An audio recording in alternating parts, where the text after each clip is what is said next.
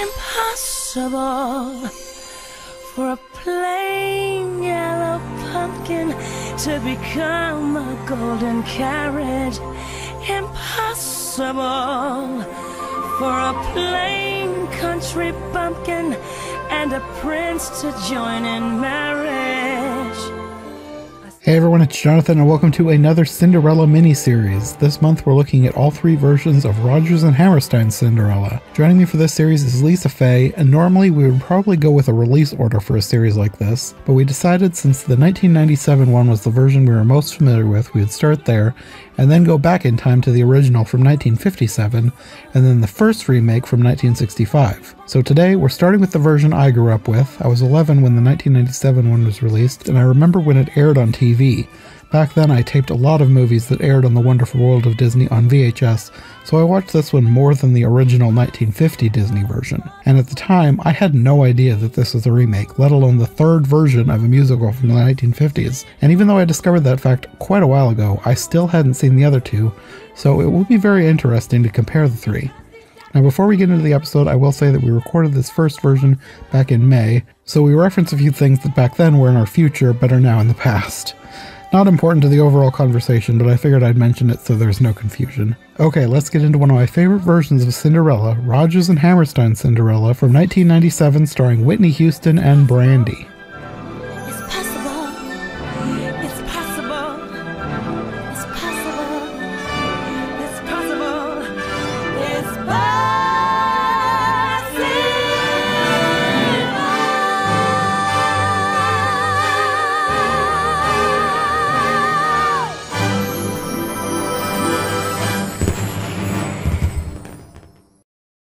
Do you remember when this came out? I do, actually, because I was in college and I know other people were watching it, but I wasn't a big TV watcher back in college because I had other things going on. And so I do remember when it came out, though. Yeah. So when did you first see it then? When my kids were small, because we were, of course, in the whole Disney world, like just anything and everything. And so I just, was like, let's watch this Cinderella. And I think we only watched it a couple times, and then, I wish I was part of the crowd that was really into it when it happened, because when they had their reunion, it was so cute. And I know all the people that were super into it then just like absolutely just freaked out. And I was like, that's so cool. I can't claim to be one of them. So I don't want to put out false pretenses here, but I was aware of it. Yes. I don't know that I would call myself like a super fan of this one, but I watched it when it came out. Like, I remember being excited for it. I taped it when it was on the Wonderful World of Disney, so I had it on VHS, taped off the TV, and I rewatched it a bunch of times that way. This has always been one of my favorite versions of Cinderella. Probably this and the movie Ever After. Do you know which one that one is? Are we the same person? Yes, because I'm exactly the same as you. These are my two favorite adaptations. Period. And it's hard because whenever I do watch a Cinderella, I compare it to Ever After, like that's the original story, when I know it's not, but it seems like it should be. So, yeah. Yeah, because I remember, I'm sure I watched the original Disney one when I was a kid, but it was never like a favorite. Like, I liked it well enough, but I didn't rewatch it a bunch. But with this one and Ever After, I watched it a bunch of times. And then later on, Ella Enchanted was another favorite, even though that's not like that's Cinderella, but it's with a twist, right. Yeah. But this one and Ever After are the two that I would say are the ones that I grew up with. Well, I do love this one. I think it's very fun. And it's funny because the animated Cinderella, I had that in a little golden book with, with the gold side, you know what I mean? The children's book version. Yeah. And that Duke that would, walk around and let everybody try on the glass slipper. I don't know why, but as a kid, he freaked me out. I thought he was so scary looking. And so when I'd watch the animated version, I would just like freak out because I was like, he is so scary. And I don't know why, because now as an adult, I look at him like, what was I thinking? But as a kid, I was terrified of him. Different kids have different triggers, I guess. It's kids weird. I don't know why. Yeah. Yeah, some kids get scared of the strangest stuff. That's hilarious. I would like rush and like skip over those pages in the book. I remember being like, oh God, it's him, and just bypass that page. Oh, that's great. But luckily that didn't happen in this movie because I love everybody in this movie. And I forget, like, it's been quite a long time. Like, my kids are teenagers now, so it's been quite a long time since I've watched the Brandi, Whitney Houston one. Hmm. And I'd forgotten how many like big names were in this. And so I'm like, oh my gosh, yes. And then as soon as, like, the beginning credits are coming when they're telling you who's in it. And I'm like, oh my God, yes. Oh, I forgot. Oh, I forgot. No, it's just like, yes. Like, I don't know why I didn't realize, because I was like, oh yeah, Jason Alexander, hello. Victor Garber, hello. I mean, I remembered Uh-huh. like Whoopi Goldberg and Bernadette Peters. I remembered those, but I just, Yes. when I was a teenager, I knew who Jason Alexander was, obviously, because of Seinfeld, but it wasn't like I was like, oh my God, look, there's Victor Garber. Yeah, I don't think Victor Garber wouldn't have meant anything to me as a kid, but I like him now. No, but yeah, so it was so fun. And I'm not going to lie, from the moment that Whitney Houston appeared on screen, I mean, I've loved her forever. Hmm. When I was younger and she was like very, very popular, I had her stuff on cassette, because that's how old I am. And like seeing her on screen, and as soon as she started singing, I literally like teared up. I was like, I was just like so caught up in it because she was so like incredibly like just talented, like otherworldly. And so Hmm. anytime she starts singing, I'm always like blown away. And it really like unlocked like a core memory of like being a kid and being like, oh my God, that's Whitney Houston. Yeah, she was Yeah. perfect for the fairy godmother. Apparently, the original plan was for her to be Cinderella, but this movie was in production for so long that by the time they actually got around to making it, she felt like she was a bit too old. So she was like, "I'll be the fairy godmother. Let's find somebody else to do Cinderella." Because she's also a Oh, producer, really? so she's one of the people making this movie. Yeah, I did know that. I did not know that she had originally planned to play Cinderella. That would make sense though, because I bet she would have been a kick-ass Cinderella. She would have been great, yeah. But I do love Brandi as But Brand, Cinderella. She's like I don't think I knew Brandi from it. Like I wasn't a like I liked Disney music when I was a kid. I didn't like a lot of regular pop music. So like I knew the name Whitney Houston, but I didn't know her music. I didn't know who Brandi was. But so this movie is how I know Whitney Houston and Brandi. oh, really? Yeah. I didn't I mean, I knew Brandy, but I wasn't, a big fan at that point. By the time I reached college, we all go through these phases. I was super into like classic rock of like the 60s because I found my dad's old Mm. vinyl records and he had a ton of like Creedence albums and like all that whole thing. And so I was super into that. And so I kind of turned my back to pop music for a while. Yeah, I had a lot of weird phases of music too. My most weird phase was like European pop, like Europop, like the really bubblegum electric. Yeah. I haven't listened to Like much of that what, in years, but I that was a really strong phase for a while. yes, we all have those hidden ones. I mean, I went through phases where I was like super into like Motown and then, 60s and Hmm. then at some point like hardcore like punk. It college it'll get you. Yeah. But yeah, I really really enjoyed this. Like I said, it'd been a number of years since I watched and I remembered it being so like not really camp because that's not really the right word, but just over the top, I guess, like in set design and Yes. like all the And colors costumes. and all of that. Just yes, just very outlandish, but it works. It works. It's not Hmm. corny. It works in the way that like the current, like if you think of today, like Descendants, like that whole Descendants franchise, it's so almost garish and like over the top, but it works. It's really fun. And I thought it worked for it was just fun. Everybody, actually brought it. Like they weren't phoning it in. Hmm. Some of these larger names, they weren't really phoning it in. I thought Whoopi Goldberg was hilarious with her little, I love all her with her, squeaks. yes, her high pitched squeaks. Like instead of answering, it was cracking me up. And it was a little shocking because I was like, oh yeah, Bernadette Peters plays a villain and she's usually the goofy one, the comic relief. And so that was a little jarring, but it worked. Like I said, all of it I thought really worked really well. And I had a lot of fun with it. I was like, yes. This is what I remember. Hmm. What did you think about the stepsisters? Well, all I think I had forgotten that what is her name? Not Minerva. The Calliope?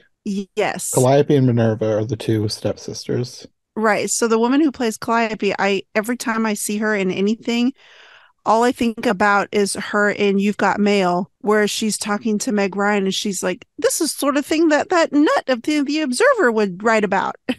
And she's like, what? What nut? And she's like, Frank something. And that's her boyfriend. Just the face that she makes when she's in that scene. And that's all I ever think about. So the whole time I'm like, that's her from You've Got and I couldn't stop thinking about that. But I thought they were funny and good stepsisters. Yeah, that Like, was Vianne Cox as the one you're talking about, and yes. Natalie Desselle as Minerva, Mm-hmm. and they're I thought they great. were great. I mean, Yeah, yeah. Minerva is probably one of my favorite characters of the movie. She's just hilarious. At the end, when when she's batting her eyelashes at him, trying to get him to like look at her, I was dying laughing. I was like, this it was cracking me up. So yeah, I thought they played the perfect mix of, bossy but also kind of dumb. Yes. So For a lot of versions of Cinderella, that's kind of the go-to thing is having them be hilariously dumb, and they were yes, perfect. absolutely. They were making me laugh each time. And then,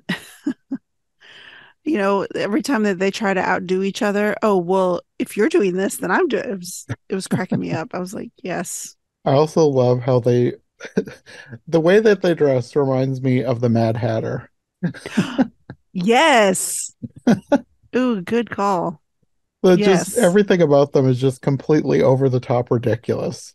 You're right. And the mother too, to some extent, she's not quite as ridiculous as the stepsisters, but the first dress that the stepmother is wearing, it's like she's wearing a pair of pants under the dress, but she has both legs in one leg of the pants. Oh, yeah. I know what you're talking about. Yes. I was trying to think of the other stepsisters from other versions, and the only ones right now I can think of is from Ever After. And of course, they were unintentionally funny. I thought they were funny, but not dumb. They were just very funny to me. But yeah, these two had a really good balance, and I enjoyed them a lot. The ones that come to mind first are the two Disney versions, the original and the live action remakes, and they're kind of just idiots, but hilarious. Yeah, I've only seen so far. I've seen the animated version. I've seen, of course, Ever After, Hmm. and like you said, Ella Enchanted. Even though it's kind of a play on it, and then of course this one, and then the what is it, Lily James? That one, Yeah, is that her name? Lily James. That's the only one I've ever. That's the only other one I've ever seen. yeah, And honestly, that's I've only seen that once. I don't. I remember enjoying it, but I don't remember a whole lot about it. I've seen it a couple times. I would say it's one of the better ones of the live action remakes, but that's not really a high bar to clear. True. I'm not even one of the people who hates the live action remakes, but they haven't had very many surefire winners, in my opinion. Yeah, they're fun for what they are, but Yeah, yeah, yeah. yeah, it's been very hit or miss so far, mostly misses, but eh, to each their own. I am looking forward to Little Mermaid though. Yeah, I'm looking forward to that one too. And the Peter Pan one, it's out, but I haven't watched it yet. The trailer looked actually good. I was shocked for Peter Pan and Wendy. We haven't mentioned the prince. We have Paolo Montalban, who I'm not really familiar with. This would probably be the only thing I've seen him in. Same, and I feel like he came from the stage, and maybe he went back to the stage. I don't know for sure because I don't follow a lot of this story or this movie, but um, I've seen the reunion pictures between him and Brandi, and they look exactly the same. I mean, of course, you can tell that they're older, but they look exactly the same, and they're both like gorgeous Hmm. people. And it's just, I'm like, holy cow, y'all look exactly the same. He was so cute too. Like he was that perfect blend of, charming, yes, of course, because he's supposed to be, but he could sing. And again, I thought no one phoned it in, and I thought he did a really good job, and very Hmm. swoony, very, smiley, but not corny, not cheesy. He was a really good Prince Charming, because a lot of times Oh it my can be gosh, hard to do yes. Prince Charming without being a ham.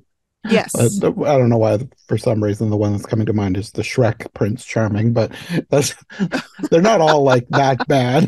But Right.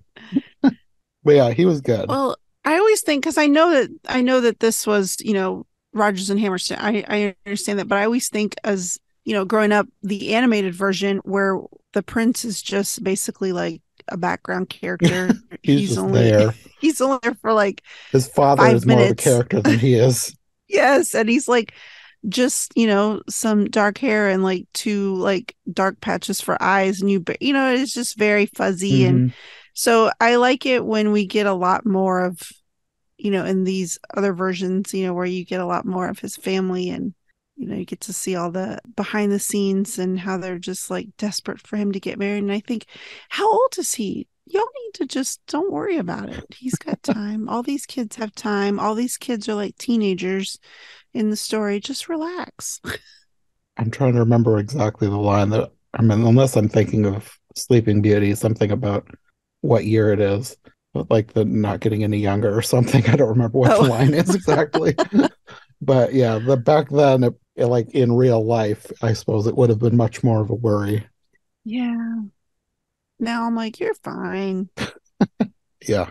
With all the streaming services and like Uber Eats, nobody needs to get married ever. I'm like, who needs that? Well, I suppose we can get into the story of the movie itself. Sure.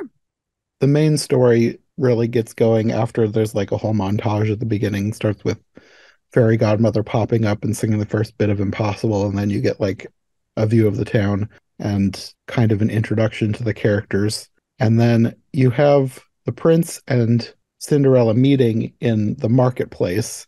And I think I always kind of compared this to Aladdin because it was kind of the same situation where the prince is pulling a Jasmine, pretending to be a commoner just to get out of the palace. Right. Exactly. I think the song that is in this scene is The Sweetest Sounds, and that one's a really iconic one. And it's kind of an accidental duet with them because they're both singing the same song but in different parts of the town. Right. I just love Brandi. Like, I love how, I don't know if this is the right word, but how soft she, is in this Mm, role, yeah. and like her voice and just her look and just how sweet she is, and how like immediately they're just like drawn to each other. So I love the beginning of this Hmm. when they first meet.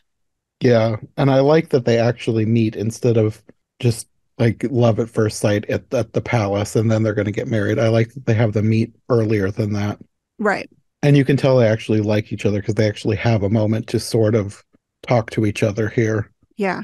And then we get to see the whole part where, he goes home and obviously he's changing. And so now we realize, he's not just a dude in the market. He's, a Hmm. prince.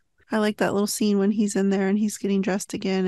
And isn't that, I think that's when we first meet Jason Alexander, who's doing a Yes. terrible accent. I don't know why he's doing that accent. It's just, it's not necessary. No one else is. I was just gonna Not say really. he really doesn't need to because nobody else is doing any sort of an unnatural accent, just him.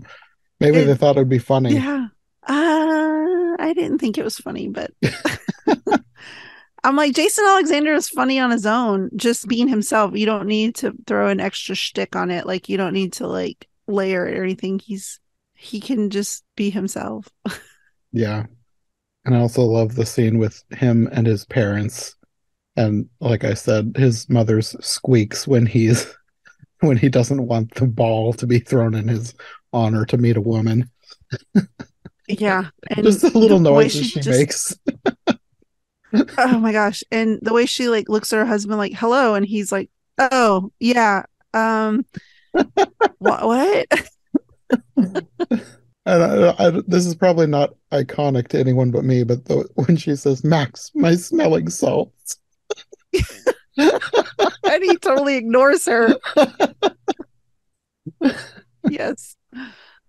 And this eventually leads to The Prince is Giving a Ball, which is another iconic song. I think that I can't remember which ones, but there are some songs that were written for this version, but this is not one of them because this is in older versions too. I haven't fully watched the other two yet, but I know this is in at least one of the other versions, and it's a really good song. I love the when they were reciting the names, like they have so many names. Yes. So I don't think I've actually seen one of the actual musical, like the Rodgers Hammerstein, like the original. I don't think I've ever actually seen one with the songs like that. So all of, watching this originally and then of course on the rewatch, I didn't know, like, I don't know like the songs like that. So I'm guessing that some of them are added in. I just don't know which ones. So it's going to be interesting to watch the other ones and be like, oh yeah, there's that song. Hmm. Yeah, it'll be interesting to see if any of them like I feel like I'm going to end up being biased and just say this one is the best one because it's the one I grew up with. But it'll be Well, interesting to yeah, and see it's if got any of the Whitney ones Houston. in the other one like turn out to be like super amazing. If either of them do, I feel like the one with Julie Andrews has the most potential, but we'll see. Right. I have a feeling I'm going to be Well, biased in yeah. this one's favor when we're done with going through all these. Agreed, because, like I said, it's Whitney Houston. You can't Yeah. go wrong. There she is at the end, just belting it out. And I'm just like sitting on the couch, like my eyes are watering because I'm like, Whitney. I was like devastated when she died. So, yeah, seeing her again, I was like, oh my gosh, this is like bringing up like deep childhood memories here. Yeah, she's great. Then you also go and see Cinderella's home life.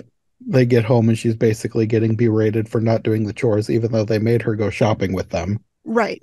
which leads to In My Own Little Corner, which is another iconic song. And I'm not going to say all the songs are iconic because there's only a few, like at the very beginning, there's like, oh yeah, I remember this one. I remember this one. I remember this one. There's some later that I was like, oh, I forgot about that song.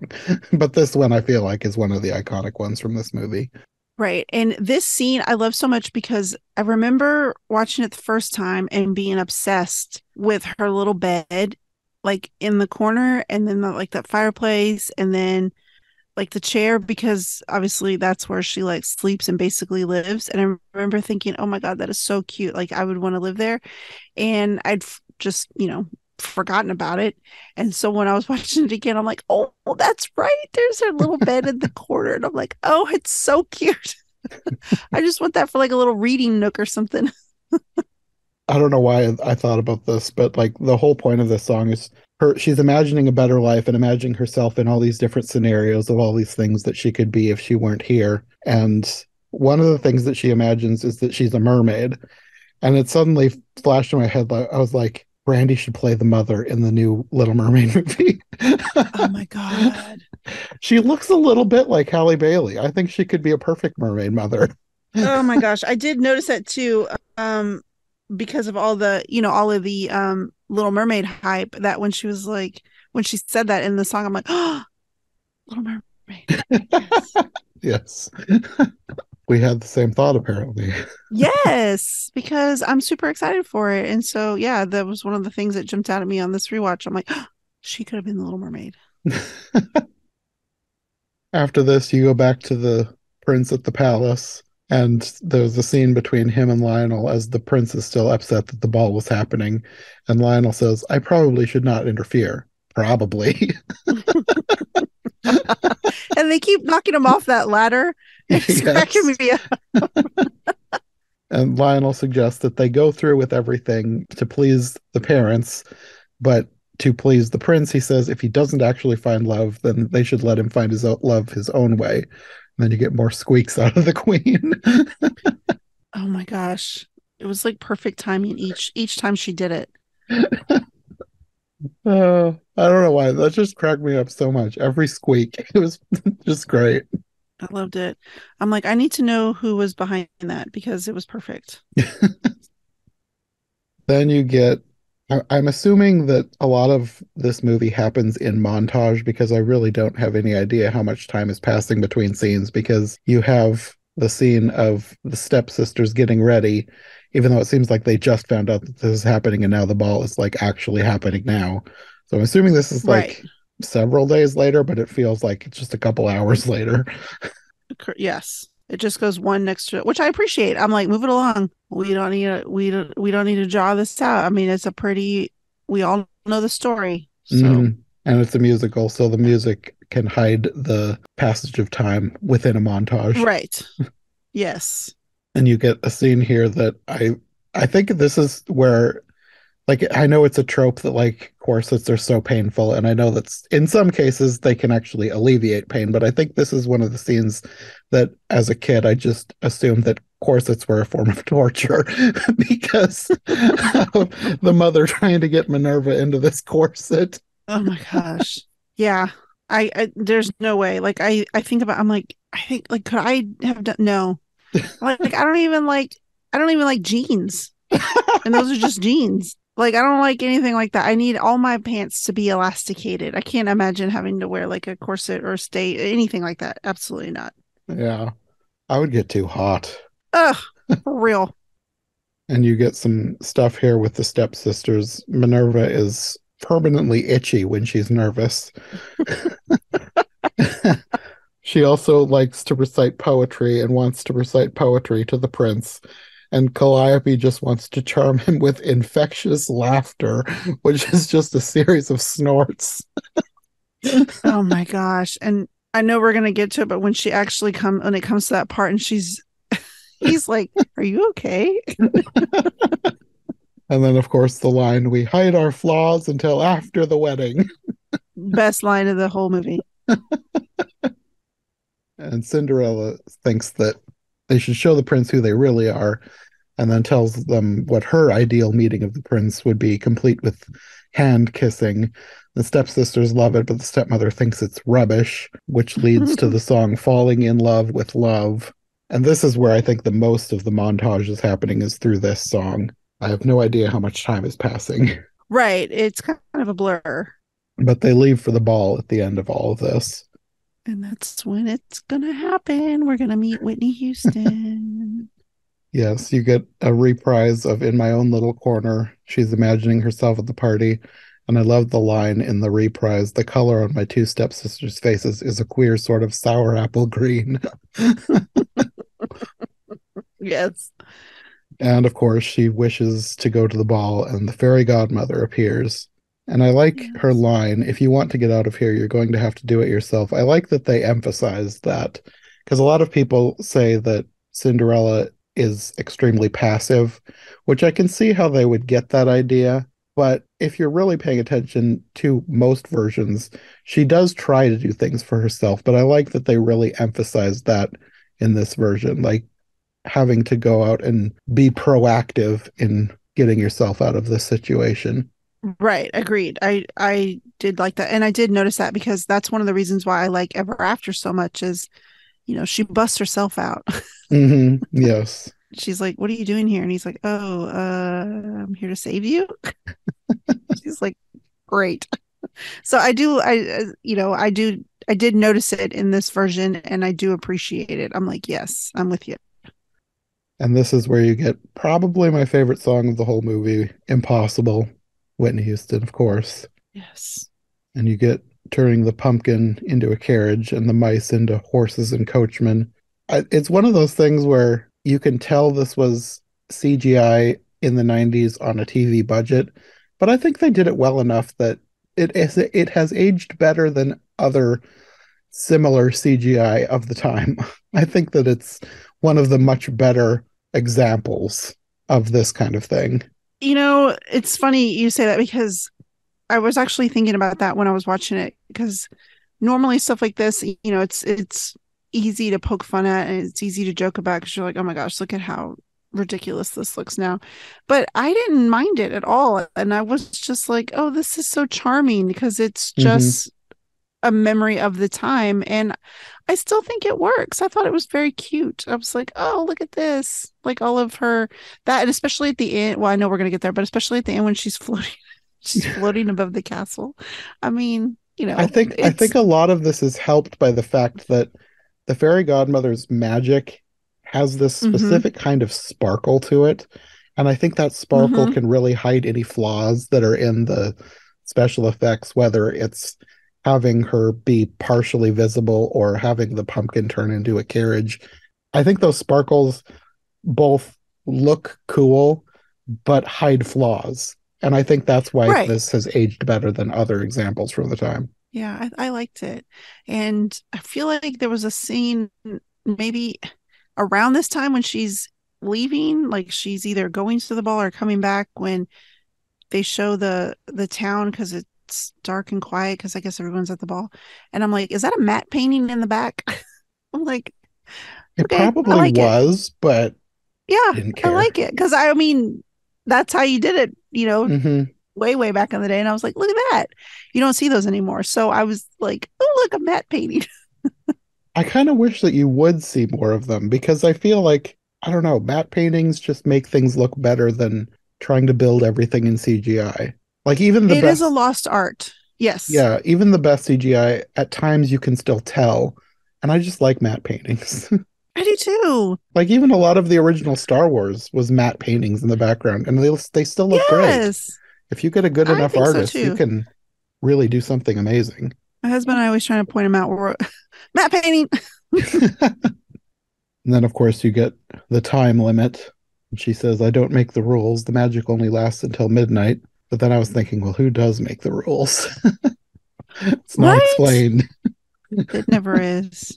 It's like, well, the script says so, so I guess we have to. Yes.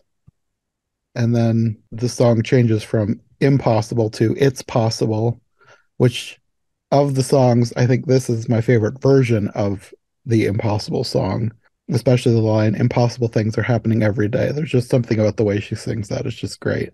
Yeah, I love her. Then to the dance, you have an extremely boring, very choreographed dance. Yeah. It's very slow and dull, but I loved that everyone is like so bored and Minerva just screams, "I want a chance at him." I know. Because everybody, I mean, I get why they did it, but everybody's dressed basically in the same shade. And of course, then, Uh-huh. it makes Brandi stick out more, but then, of course, the The stepsisters are stepsisters really stand out. in these.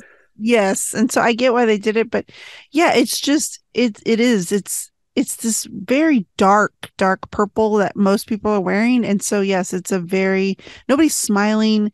Hmm. Everybody's just kind of going through the motions. And so I know that it's to set up, the whole like, hey, look at Brandi comes in, everything turns, lively. But yeah, it's boring.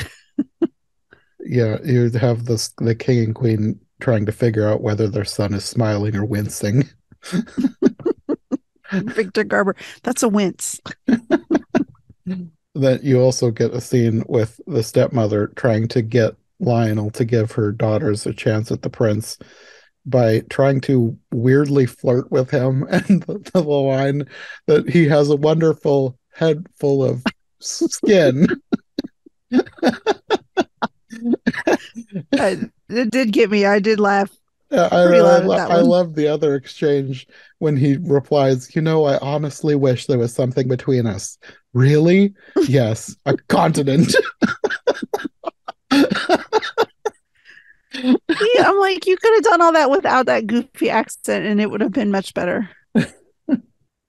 And of course, the stepsisters do eventually get their chance. You have Calliope snorting uncontrollably, and Minerva furiously scratching her butt and trying to recite Oh her my line, gosh. ships that pass in the night and speak to each other in passing on the ocean of life. It's poetry! It was so well timed. I loved it. And then I had never realized how little time Cinderella had at the ball because she arrives at 11:15. So she only really Mm-hmm. gets 45 minutes there. And the fairy godmother tells you that she got her this far, the rest comes from you. And I love how when she goes in, everything is like dead silent. I thought that was great that Hmm. they didn't put any music over that. It's just silent. I love a good silent moment in a movie. Agreed. So she and the prince dance while everyone is watching, much faster and more graceful than the stiff dance from earlier. Hmm. Various people think that they know her, but they can't figure out why they know her. And the stepmother is very suspicious at this point. And then you have the song 10 Minutes Ago I Met You, which is one of the ones that I'd forgotten about, but I was like, this really just sounds like a Disney song. Yeah, it reminded me of Frozen when they meet and within like a song they're like engaged and she's like, you can't marry someone you just met. He's I like, of didn't course you think of it can. that way, but yeah, kinda. Then you end up in a huge ballroom dance scene. This part of the movie kind of lost me. I was kind of bored and checking out at this moment. I ended up like I never do this, but for some reason at this moment I was so bored I started fan casting a remake. like, Oh my gosh.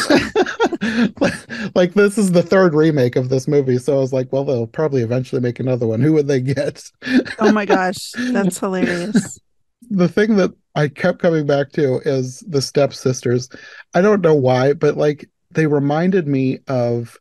Did you watch the sequel to Enchanted, Disenchanted last year? The Amy Adams movie? No, I haven't, but I The probably should because I liked Enchanted. the characters, the main villain and the two, I want to call them the stepsisters because that's who they reminded me of, but they're not stepsisters. It was kind of like her henchmen, I guess you would say. Hmm. The two that kept coming back to my head as characters that should be in a remake was Yvette Nicole Brown and Jama Mays as the stepsisters Yes. because their characters Ooh. in Disenchanted just seemed similar enough to these two. It was like that would be perfect. Okay, well now I have to watch so I can see. And then also Maya Rudolph was the main villain. I was like, she would make a good stepmother. Oh, she would. Ooh, that's a good one. And then I was also thinking, well, does that mean that Amy Adams and Patrick Dempsey should be the prince and Cinderella? But I was like, I don't know. They're a little bit too old. Better think of somebody else. And I never settled on anybody. So I just mainly, I was just mainly thinking of the step family. Yeah, because those are the most fun to try and Yes. figure out who could be like both evil and yet also a little dumb Yeah. in some cases. Oh, I just had an idea. At least for Cinderella, I haven't Okay. thought of China Anne McClain. She's like a Disney star. She was on a show called Ant Farm. I know she was in one of those Descendants movies, but I haven't seen those. I think she played like an Mm. Ursula relation. You know the Oh, person I'm okay. Yeah, talking I know who you're about? talking about. Yes. She could be a good Yes. Cinderella. Yes. Yes. Oh, I did like her. If it's the woman I'm thinking about, yes. She's one of those that like I can't think of her name right now, but she was the youngest girl on the show Jessie. Because there was a period of time like when I was in my early 20s, my me and my cousin would just watch Disney Channel shows because we just wanted just to watch something silly and fun. So we just watched a whole bunch of Right. Disney Channel shows that we were completely not the age group of. But the show Jessie, the youngest girl on there, she was like 8 and she's an adult now and I'm like, what happened? Oh, yeah, trust me. Every time I turn around, I'm like, oh yeah, that's right. I am older. I think that was the first Yes. person that I really noticed like go from a child star when I was an adult to an adult when I was an adult that was like, oh no. Oh yeah, it's so shocking too because you're just like, what? How's that possible? Because I still like anytime somebody's like 1990, I'm like, yeah, that was like 10 years ago. And the other day, like not the other day, but like it wasn't too long ago that my kids were like, did you know, mom, that like the 90s were like 30 years ago? And I was like, I don't want to hear that's that. the The meanest, 70s was it's like 30 that's years the ago. meanest thing you've ever said to me, period. Yeah. I'm like, thanks. It's just so shocking when you realize that, yeah, yeah. Yeah. I'm with you. Anyways, where were we? Oh, the dance, because you got bored with the dance, you started fan casting, but that's when they like end up dancing, and all of a sudden the scene changes when they've danced outside, and it's just Mhm. them two together, the prince and Cinderella together, and they're like having their little moment. But then the stepsisters are in the bushes, being like, Oh and that leads yes. into that song, like, why does he want a plain girl like her? Yeah, I love the line. I don't remember what the song is called, but why would a fellow want a girl like her? The way they sang that, that was one of those things like, oh yeah, I remember that from when I was a kid. The just the I don't know, the cadence of their voices. Why would a fellow want a girl like her? Yes. Like they were hiding in the bushes, and it was making me laugh because all of a sudden, like they were having this moment, and all of a sudden they just pop up and they're just there, and then they start singing. And I loved it.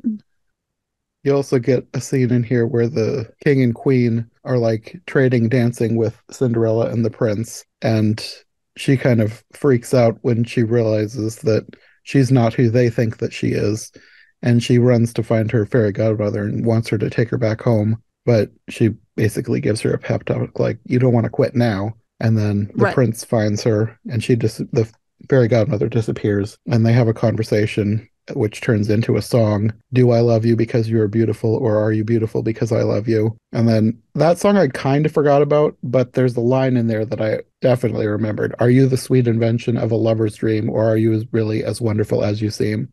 That song, that part of Yeah. the song was like, oh yeah, I remember this. I know. I liked it. I liked it. I thought it was very sweet. I liked the I liked when they flipped back and forth. I did like that song. Like I said, I'm not familiar with the actual songs, and so I was like, I like this one.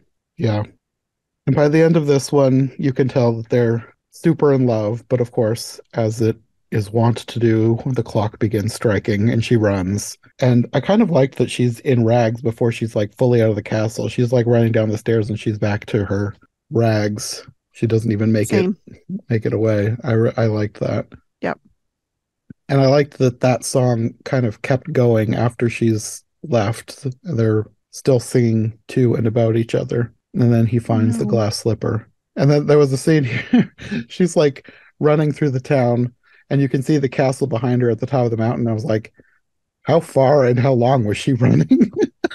Okay, that's it. That's where I saw the matte painting. Now that you say that, I'm like, yes, because I had the same thought. I was like, she ran all the way that like that by foot, but then like what? Because she took that carriage there, so I'm like, so that was far, and then she came all the way back, and no one noticed her. Okay, whatever. But that's when that matte painting was, because I remember thinking that like, oh, and there's a matte painting. Maybe this part of it is like 3 a.m. She's been running for 3 hours. I mean, yeah. I mean, sometimes when you leave a party, you just got to get home, and you're like, I'll do whatever I have to do to get home. Of And by the time she gets home, her family is getting home, and her stepsisters are exaggerating their experience with the prince. course. It's saying how they danced with about an hour with him. And well, if you did, then I did too. Oh my gosh, they cracking me up. They're so goofy. And then Cinderella describes what she imagines the ball was like. And then you get the song Lovely Night. And during this scene, the stepmother figures out what's going on. And this is where you get like Bernadette Peters going pure evil. Mm-hmm. And up until this point, the Yes. step family mostly was just kind of goofy, but she's awful in this scene. I still kind of like the Yes. stepsisters. I think they're potentially redeemable, but stepmother is not really after this. No, because I think the stepsisters are just clueless. Like they've Yeah. just been raised clueless, and they don't understand how kind of awful they treat people, because they're like, what? But Mm-hmm. yeah, the mom is just very plotting and conniving. Yes. Mm-hmm. She basically gives her a pile of chores and tells her she'll never be anything more than common, and the thought of the prince with her is laughable. So Cinderella ends up outside crying, and basically, it's she's talking to her father, who is not there. Her father has passed away years in the past, and telling him that she knows she promised to stay with her family, but she's changed and she deserves to be loved, and she figured that out tonight, and she's leaving.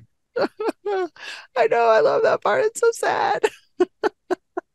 I was like so heartbroken for her. And I know that it's all going to end well. Like I know what happens, but I'm still like in that moment, I was just like, it's going to be okay. Mm-hmm. And then after this, you get a scene with the prince and Lionel. The prince gives Lionel the glass slipper and says they're going to try it on every girl in the kingdom until they find her. And then you get a feet montage. Okay, I'm glad you said that because, I'm just like somebody who's super into feet. This is probably like their favorite scene in the movie because it's kind of, I have the same thought. I know, I don't know how true it is, but people always talk about Quentin Tarantino having a feet thing. Like, I haven't actually yeah. seen any of his movies, but I was like, if that's true, then he would love this movie. Oh my gosh. And I'm like, ooh, I bet some people were like, I need a stocking. I can't be one of these barefoot people because it was just like randomly like some barefoot people. And I just thought, I how think there was awful. also a And man foot in there. at the end, right? Yes. It did look like that was a very, very muscular, hairy leg, which to each their own. I'm like, yes, you go after it, man. I don't discriminate here. If you want the prince, go for it. But it did take me a minute because I'm like, is that what I saw? But some of the footage, like I don't know how your copy was because I watched it on Disney Plus, Yeah, I but did it too. seemed to just kind of maybe it was just my internet connection was bad, but there were a couple of times when it just all of a sudden didn't look great, like in focus, and I'm like, okay, maybe it's just my The internet copy, connection in there the have been people complaining about this. The copy on Disney Plus it seems to be just the standard non-high definition version. I don't even know if there is a high def version. Like, there's right, got to be somewhere in a vault somewhere. Somebody had, I don't, unless they didn't film on film. I don't know if they had digital filming back then or not, but you would think that they would. But whatever's on Disney right. Plus does not seem to be the highest quality. So I know what you're talking about. No. Yes, it's not the Yeah. And so that's greatest. why I was like, did I see what I saw? And then my next thought was, okay, I remember in the little golden book, because I always used to skip over that page because he freaked me out. The Duke freaked me out. He's there like by himself, like taking the shoe around, the countryside trying to like find for the prince. So basically it's like, okay, you super love her, but you're not going to go out and actually find her. You're going to assign that to somebody else and make him go around and look for her while you sit at the castle. And so in this version, he's with him Hmm. going around trying these, we get that montage of all these feet. And I'm thinking, you need a shoe to recognize her? Why don't that you look at their that's faces? one thing that I've always thought does not make sense about the story of Cinderella. I I'm think like, people just include it because it's tradition to have the shoe fitting scene, but it yes. really does not make sense. The prince should be able to tell. Yeah, like, oh, it's you by your face, not because this shoe fits your foot. It really was blatant this time because he was there watching, and I'm like, and he keeps looking down, like the whole time he keeps looking down at all the feet, and I'm like, you don't notice that that's not her? Like, that's not her at all. Yeah, eventually he gets to Cinderella's house, and then you get the scene with the stepmother trying to lock Cinderella away. But I don't think Cinderella even really cares at this point because she's intent on leaving. So it doesn't do any Right. good to lock the kitchen because she's gone or trying to get out anyway. I think she goes out a window to actually leave, not find the prince. And the mother wants to try it on too. And it seems to fit until it cuts off her circulation. Oh my gosh, which was so funny. And the thing is I'm like, you gave up too early because if I was trying to hide somebody, I wouldn't be like, I mean, I know that's the whole point is they're goofy and dumb and they're like, what? Nobody's back here behind this door. There's no door. The little What are you shuffle talking thing where about? they tried to hide the Yeah, like, door. and there's Minerva with her hand up, like trying to hide the door behind her arm. And like, no, but, of course, well, what's back there? Nothing. Okay. So it was a little convoluted, but you know what? I love it because that's what it's supposed to be. It's supposed to be slightly goofy, and I Hmm. was into it. It's one of those things. I think I've talked about this in other episodes for other movies. It's fairy tale logic, so I just go with it. Right. Right. But I also loved after this when the stepmother's begging him just to take one of her daughters, and then they're trying to impress him. I loved I know. Minerva flexing when she's called strong as an ox. I know. And then she's batting her eyelashes at him at the same time. Just very, very it was cracking me up. And then, of course, he goes outside, and you get kind of a repeat of their first meeting with her almost run over by a carriage. And It she was so reintroduces cute. herself and then tries on the shoe. And then, of course, no, I know. from the stepmother. I loved it. Okay, I take it back. My favorite line is actually at the beginning when she tells him her name, and he's like, "What?" And she's like, "Well, because I sit by the, she tells him the whole thing. I sit by the fire and I get it." He's like, "Oh, I like that." And she says, "You know, it grows on you, doesn't it?" And I was like, "Oh, that's the cutest thing ever." And so when they say it again at the end, I was like, you know, shrieking because I loved it. Yeah, that was great. And then, of course, they kiss, and the fairy godmother appears, and they get a song from Whitney Houston as they're getting ready and getting married and leaving together. And Mm, I loved perfect. even though it's kind of a dated special effect, I just love her flying above the castle, even though it's basically just her torso and a bunch of sparkles. Me too. I loved it. I Yeah, loved it. yeah. Whitney Houston has got to be my favorite fairy godmother of any movie that I've seen. She's just great. Seriously. Ugh, I loved it. Yeah, she's perfect. I don't know who plays the fairy godmothers in the other versions. It'll be interesting to see how they compare. I don't think they'll be as good unless there's like some No. shockingly amazing person that I've never heard of. I can't imagine they'll beat Whitney Houston. No. But yeah, I was going to call it the original, but no, it's not the original. It's like I said, this is the We can third call it version the of this original. movie, but it's the original to me. The other ones, Exactly. the earlier ones are almost going to feel like the remakes rather than this one.